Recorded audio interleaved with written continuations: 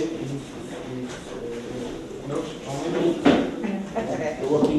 guys, so thanks so much for coming. We're really happy to see so many of you, and on the behalf of our house, Trampolinhuset, let's welcome Michaela Bendiksen from Refugees UnderGround. The definition of a refugee is a person who has a well-founded fear of persecution because of race, religion, nationality, belonging to a specific social group, because of her and his political views, and is outside of the country in which he is citizen, and which is not able to, or because he doesn't want to, ask for this country's protection. So you have to be in danger, and you have to be unable, for some reason, to get protection from your own country. To make guidelines and recommendations, because the situation is changing all the time, the UN has this Refugee High Commission, who is constantly working on all countries in the world, trying to find out how is the situation, who is in danger in this country, and who is the most vulnerable groups in different countries, and who is in need of protection, how should other countries react to this. But it's not a law, it's not rules that countries have to follow, it's only recommendations. Denmark follows most of the recommendations, but not all. If you find that a country is not following the right definition of a refugee, or not following recommendations from the UN, and not accepting somebody as a refugee, you can't make a complaint, because there's no court to take care of the Refugee Convention like there is for other conventions. The way the Danish law interprets asylum and refugees is under the paragraph 7, where you can get two kinds of status, either convention status, which is if Denmark finds that you live up to this international definition of a refugee, or B status, which is protection status.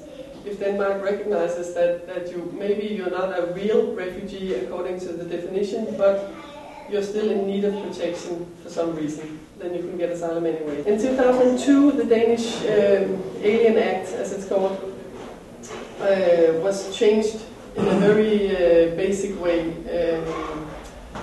And among other things, the de facto status was taken out of the law, which is like the B status actually, that Denmark used to recognize that even if you were not a refugee, maybe according to international law, you still were in need of some kind of protection, because the country you came from maybe was extremely dangerous for anybody to be in. This stopped in 2002, and a lot of other things were changed in the Alien Act. A large amount of criticism from international organizations, and from European organizations, and from human rights organizations, that thought that this change of the Danish Alien Act was maybe against the international law, and was too strict. But before 2002, Denmark was already working on trying to prevent refugees in coming to the countries for many years. Already in '86, we made this demand for visa. If you came from a huge number of countries, you have to get a visa to get into Denmark. And before that, also we made this rule that you could not apply for asylum at the Danish embassies anymore, which you could before 2001. So the result of this is that the only way to get to Denmark and ask for asylum is for many people, is to pay a lot of money for false papers and to pay some smuggler to help you to Denmark. Maybe the weakest and the most vulnerable refugees don't have any access to even come to Denmark and ask for asylum. Most asylum seekers are what we call spontaneous asylum seekers, which means that they come by themselves to ask for asylum in Denmark. And in Denmark the number has been falling from 2001, where it was 12,500, until and then it was down to almost nothing for a short period, but now it's rising again. The number of people in the asylum centers right now is 4,200. which is also much more than a couple of years ago. So the number of centers are going up and down all the time to make up for this change in numbers. About a quarter of these people went through the procedure of manifestly unfounded, which means that Denmark, in the beginning of the case, saw that the motive for asylum and the place where they came from made it impossible to get asylum. So it's like obvious bad cases, you can say. And only 827 got asylum as spontaneous refugees. In 2006, over here, only 2% of Iraqi refugees got asylum, which is only 8 persons. And this was a very bloody and very violent year in Iraq's war history. The same year, Sweden gave asylum to 80% of Iraqis, which was 6,000 persons. So that shows a big difference between countries.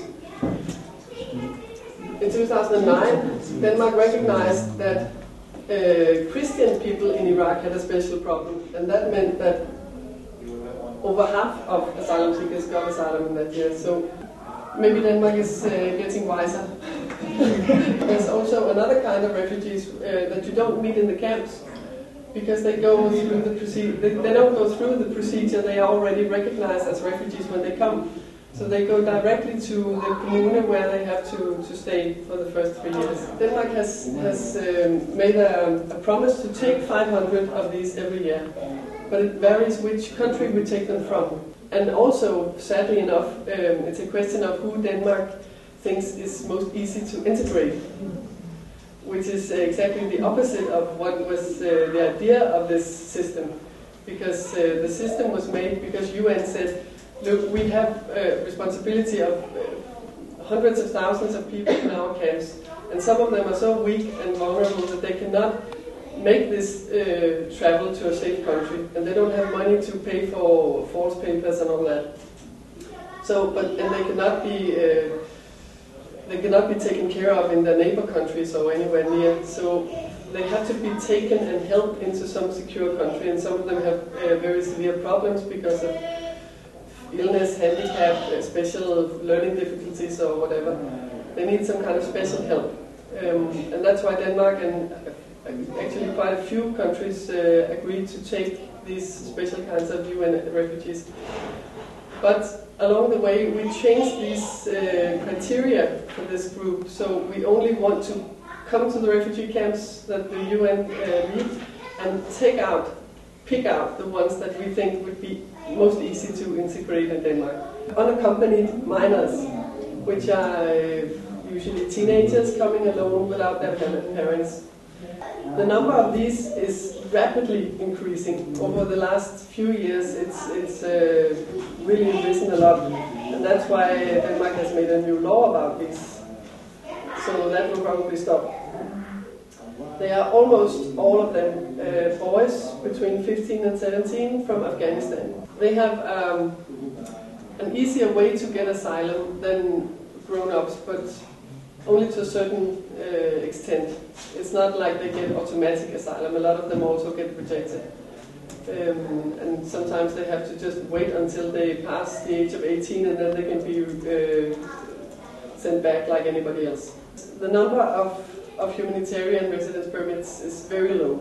Very few people get it, and usually nobody gets it when they arrive. You get it after many years in the census when you have not been able to be sent back, and you get very sick from something, and then in the end you end up getting this. But they also changed this law during the summer, so very few people will get that in the future. There's a special way of getting residence permit if you cooperate with the police about going back when you're rejected, but the police is not able to send you back. Even if they try and you cooperate, you say, okay, I want to go back, or I'll do my best, whatever you say, and the police is not able to get some kind of acceptance from your home country, then in the end you can end up getting a residence permit because they have not been able to send you out.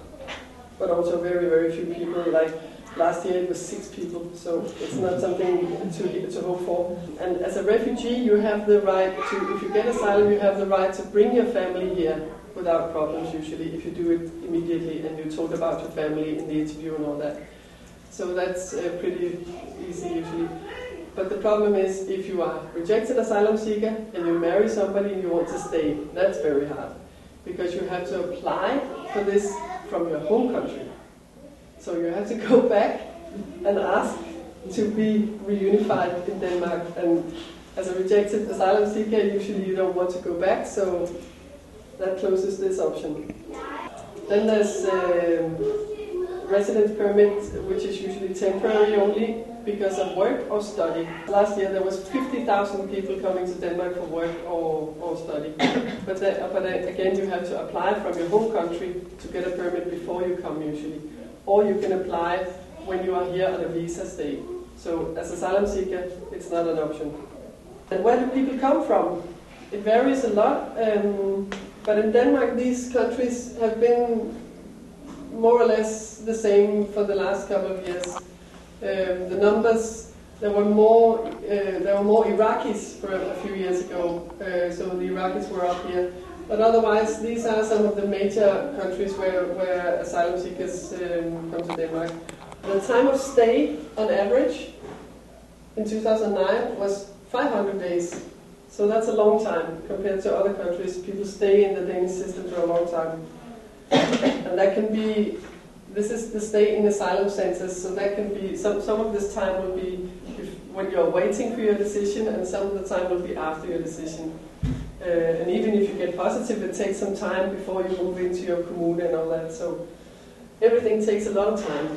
The major camps who are more or less always there is Sandholm, which you all know, I presume. Austrup, which is a big camp and has been there for many years.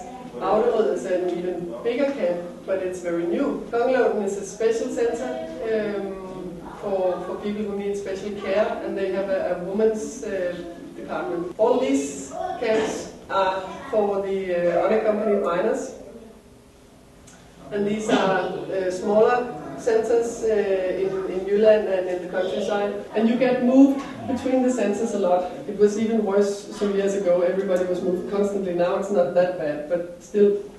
And this is the immigration service who decides which camp you stay in. And the Red Cross just has to do the actual moving, but they don't take the decision. When you arrive, usually you arrive to a police station or to Sandholm. You get a short interview with the police. They take your fingerprints, they take a photo of you, they make this white asylum card. They ask you about your way to Denmark and why you're asking for asylum. Then, quite shortly after, maybe only a couple of days later, you are asked to fill in a form, your background, facts about your life, your family, where you've been growing up, and also, of course, why you are asking for asylum. You write this in your own language, and it's translated later into Danish. This is very, very, very important in your case, what you have been writing, because it's just when you arrive, and it's in your own words, in your own language. So they take this as a very basic part of your case. What you have written there is very important, and they're going to refer to that all through the case. Before that, you don't get much information, so a lot of people make mistakes, of course, tell lies or leave things out or explain things badly because they're confused and afraid. After that, a long period comes usually where nothing happens, because the police is usually working on the stopping procedure. They're checking your fingerprints to find out if you have fingerprints in other countries. If you have that, they ask this country if they want to take your case, if they want to take you back. And that can take a long time, because all the countries don't want to take any more than they have to, so they wait as long as they can to reply. So it can take up to 6 months before you come to immigration service interview. This interview is also a very important part of your case. You could say these two is actually the basic of your case. This interview takes a whole day. It's personal, with one interviewer from immigration service and one translator. You are allowed to bring somebody with you to the interview, but nobody knows that. So it's very rare that people do that. To bring somebody with you to help you Like goodbye. Translate. No, you have a translator. But if you want somebody like a kind of lawyer or somebody who knows something about the system, you can bring them with you. Okay. Depends on how your case is and how you are as a person. Scared persons, they like to have somebody that they feel is their support and is there for you. And some people with a very complicated case and maybe they're afraid about facts in their story, they could have somebody to make them present all the facts in the right order and get everything explained straight and so on. But also it can create problems to have somebody with you, so it's not always a good idea. Yeah. The interviewer will write down what you say at the interview, but not word by word, only in headlines or in the most important things he will write down. There's more advice about this actually in this. We made this little flyer in 8 different languages. It's for new people about this procedure and good advice about the interview and all this. After the interview, usually you get a letter after only about 3 weeks is the normal time, but it can take a little longer. And there you get an answer in this letter, if you got positive or you got negative. If you get negative, usually your case goes to the refugee board automatically. But in some cases, in about 1/4 of the cases, immigration service decides that there's so little substance in your case that they don't want to handle it, and they will not give you this right to appeal. Okay.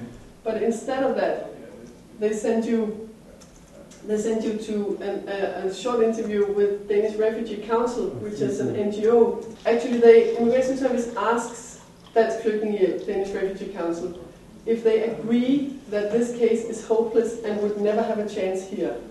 They judge on basis of the decisions here, if there's a chance or if there's not a chance.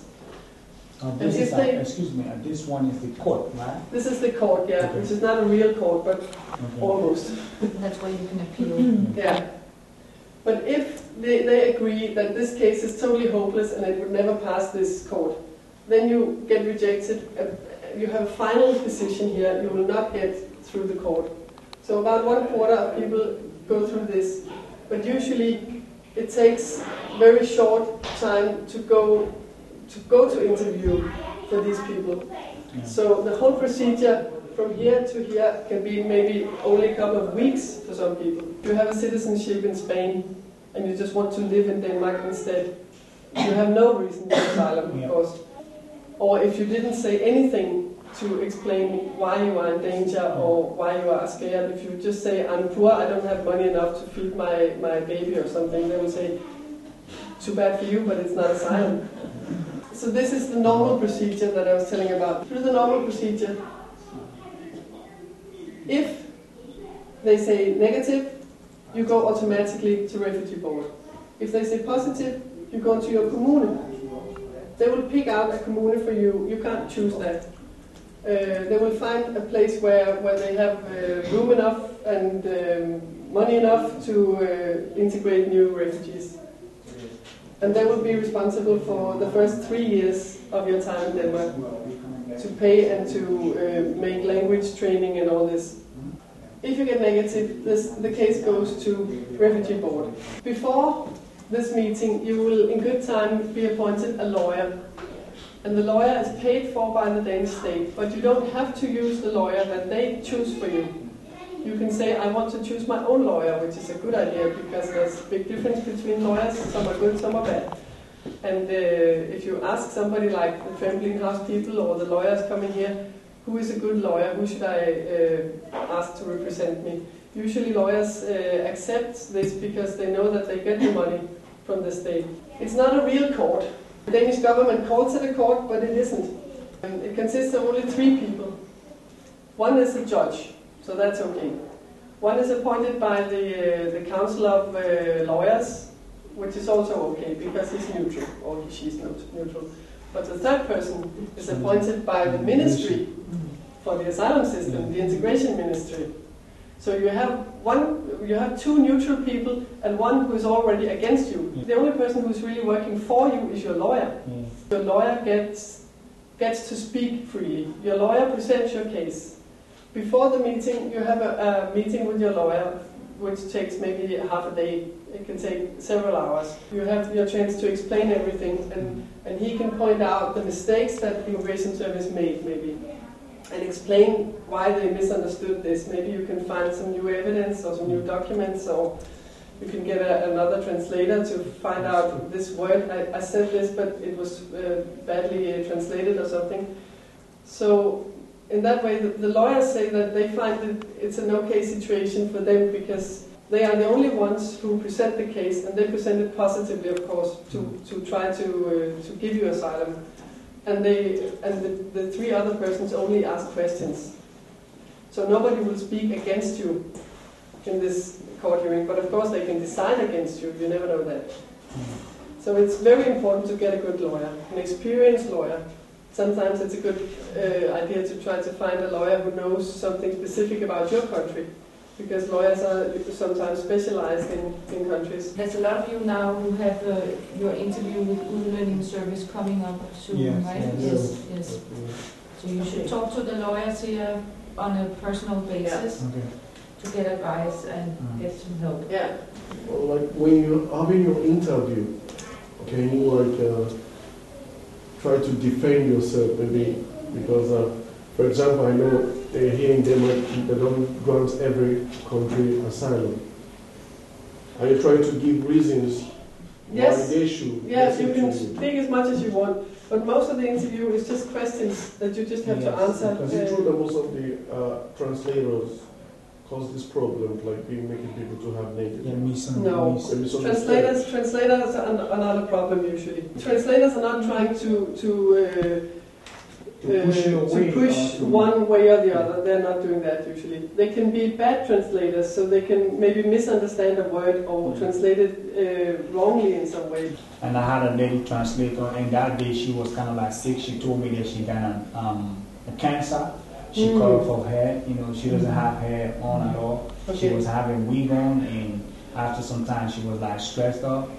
When I say something, she was the one to like tell, translate what I said to the immigration officer. And then she was like telling me around and asked the lady what I said, trying to put her through, because she's not getting it. So that's why he asked that kind of question. Is it not true that most of these immigrations, they speak English? Yes, but you don't know how well they speak English. Yes. And they don't have to speak very good English. It's not a demand for their education. So if you have an interviewer who's doing the interview by himself in English, and he speaks badly English, then you're very, very... in danger. If you don't like the translator... A translator. There's no way. It's the rules. I think it's the rules. I can speak English more than my mother tongue. But you can have an English translator. That's okay. Translated from English to Danish. English. From English to Danish. Yes, you can ask for that. Isn't it the case that the most people get negative if there is a difference between what was said at the police, what's in the asylum form, and the interview with the Udlændinge service? There's two basic parts of the situation, you can say, and it's like half and half. One half is, do the interviewer and the police and anybody in the system believe what you say? And do they trust you as a person? Or do they think that this story is made up and maybe you don't even come from the country that you claim you come from? Maybe you use a false name or something. So and that can be a problem where you change your story, or you can't answer very basic, easy questions or things like that, because they will say, okay, this is all made up. The other part, or the other half, is, are you actually in danger? Is this story that you're telling, the situation that you claim, is it an asylum background? These two halves are just as important. You need to have a real asylum case, and they need to believe you as a person. Yeah, like she said, because my lawyer told me that if you said something different right here, and you came up again, you said different thing is complicated. So when they weigh both, they see that this was something different you said right here, and you turn around and say something different right here. Or they can make mistakes actually, so that they interpret something as a change which is not a change. So, I want to ask you this, and that's what I'm saying. Now, who decide my case? When I have Immigration Service everything. decides your case. No Is question it one about or that. two or three people? The interpreter has nothing to say. The interpreter can make mistakes, but the interpreter can never change a case. The police is not deciding on your case at all, and actually they should not even ask you about your asylum motive up here. They should only ask you about your travel and your ID. Exactly. And that has been a big discussion in Denmark for many years. Why is the police still asking people about their asylum motive when they come? Because they're not the ones to do that. They don't have any training in doing that, and they do it in the wrong way. And the things people tell them can destroy their case later on. Yeah. So it's really a big problem.